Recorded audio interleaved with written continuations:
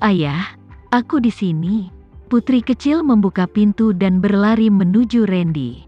Dia melemparkan dirinya ke pelukan ayahnya dan memeluknya dengan gembira. "Jadi putri kecilku yang masuk. Kupikir ada malaikat kecil yang terbang ke sini dari suatu tempat."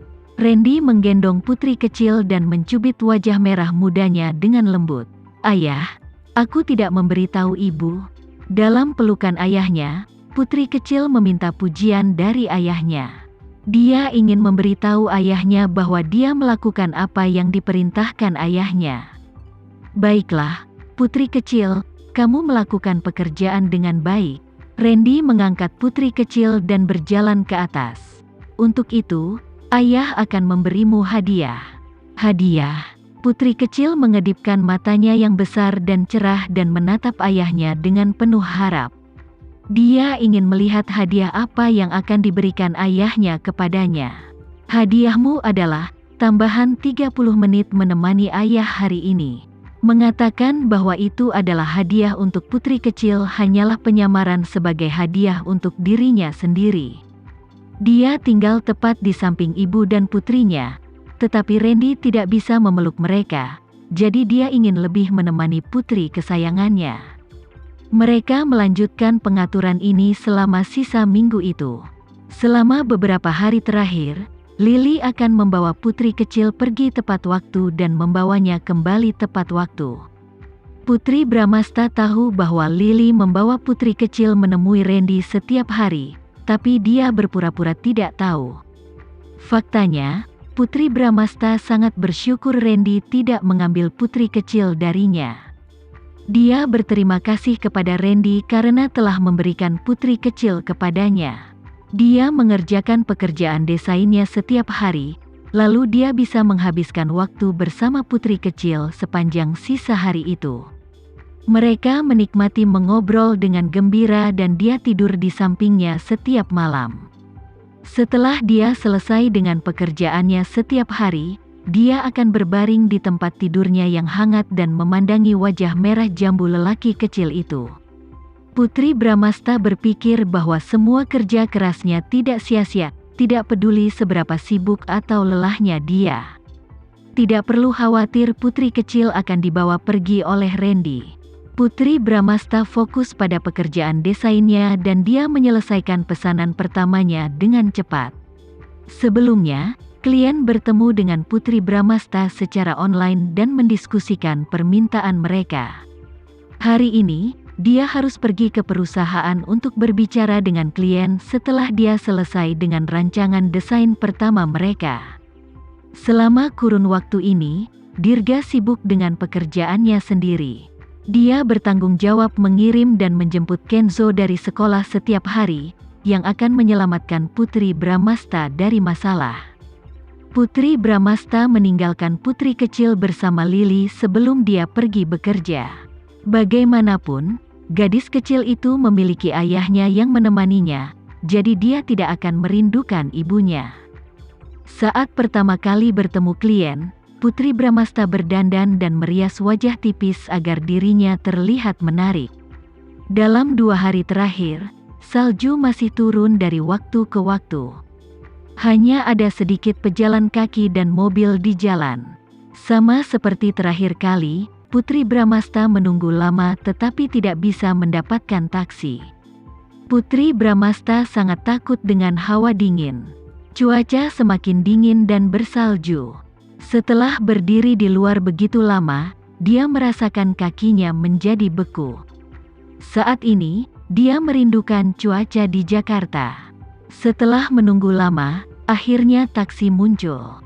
Ketika Putri Bramasta melambai untuk menghentikan taksi, seorang pria berdiri di depannya dan pria itu juga melambai untuk menghentikan taksi. Putri Bramasta menyerah, tapi taksi itu tidak berhenti di depan pria itu dan malah langsung menuju ke arahnya. Putri Bramasta sangat senang akhirnya dia naik taksi. Setelah naik taksi, dia berulang kali mengucapkan terima kasih kepada sopir taksi. Sopir taksinya juga sangat baik. Sesampainya di tempat tujuan, dia berinisiatif keluar dari mobil dan membukakan pintu untuk Putri Bramasta. Dia bahkan memintanya untuk berhati-hati di jalan dan menjaga dirinya sendiri. Sebelum dia datang ke kota ini, Putri Bramasta telah mendengar banyak hal yang orang lain katakan tentang kota ini, ada yang baik dan ada yang buruk. Dia sudah lama tidak ke sini, tapi sejauh ini semua orang baik-baik saja. Bahkan saat hari bersalju, kota ini masih membuat hatinya terasa hangat. Ketika Putri Bramasta tiba di perusahaan, kedua kliennya sudah tiba sebelum dia tiba. Klien awalnya tidak puas dengan keterlambatannya, namun ketika melihat karya yang dirancangnya, sikap klien langsung berubah. Kliennya adalah dua wanita yang menganut pandangan tradisional dan konservatif. Alasan mereka memilih Putri Bramasta untuk mendesain gaunnya adalah karena mereka menyukai gaya Putri Bramasta. Desainnya konservatif, namun istimewa. Alternatifnya, desain modern yang khas akan tampak sangat liberal dan liar. Mereka lebih menyukai sesuatu yang lebih tradisional.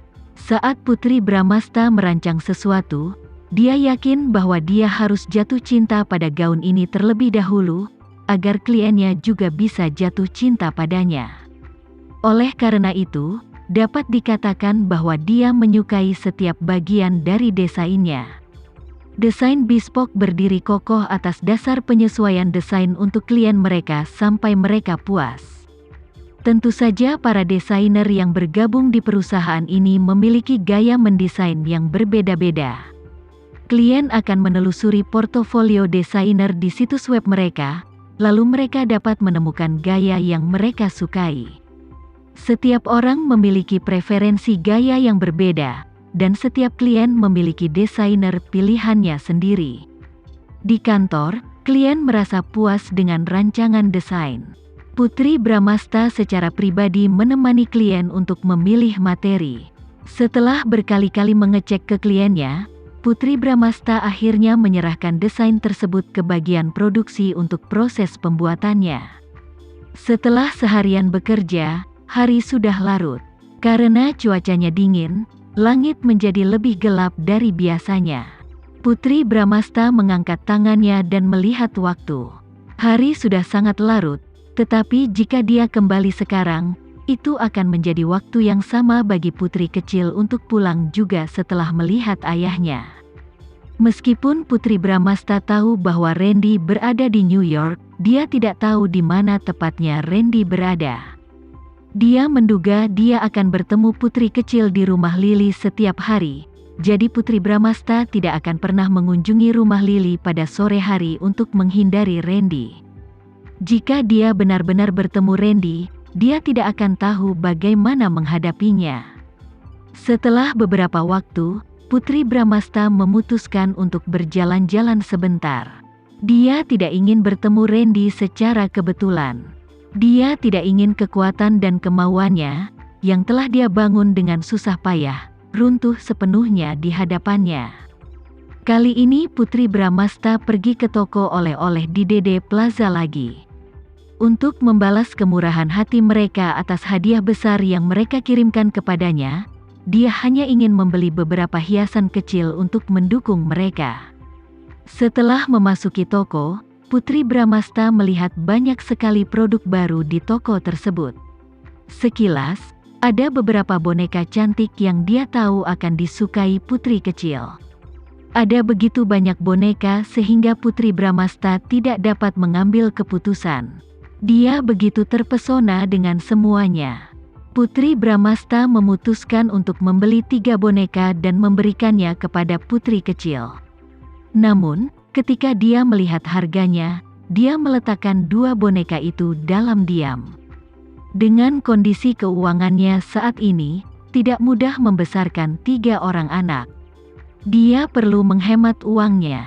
Dia perlu mendapatkan reputasi di tempat kerja sehingga klien akan mendekatinya di Bespoke Designs, lalu dia akan menebusnya untuk anak-anaknya.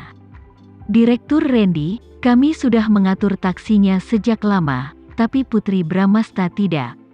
Saat dia berbicara, pengemudi merasakan seseorang datang dari belakang. Dia buru-buru mendongak dan melihat wajah muram Randy dari kaca spion. Dia tampak seperti setan, terutama dalam kegelapan. Sopir segera tutup mulut dan duduk tegak di kursi pengemudi. Dia tidak berani mengucapkan sepatah kata pun. Saat ini, Randy sedang marah.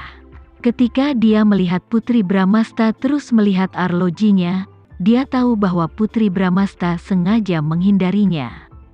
Dia telah tinggal di New York selama seminggu penuh. Selama hari-hari ini, dia akan meminta agar Lily membawa putri kecil kepadanya tepat waktu. Putri kecil tidak bersekolah, namun dia dijemput dan diturunkan pada waktu yang sama setiap hari. Randy tahu Putri Bramasta pasti sudah mengetahui apa yang terjadi.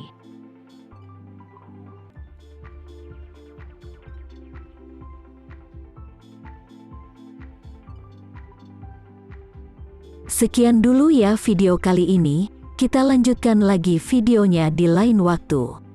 Oh iya, bagaimana menurut kalian? Semoga bisa sedikit menghibur kalian semua. Untuk teman-teman yang baru nonton, jangan lupa subscribe ya, hehehe. Dan kalau teman-teman ada yang ingin gabung langganan, bisa langsung gabung saja untuk dapat fitur yang menarik dan sedikit membantu Mimin. Terima kasih banyak sudah menonton, sampai jumpa lagi, bye.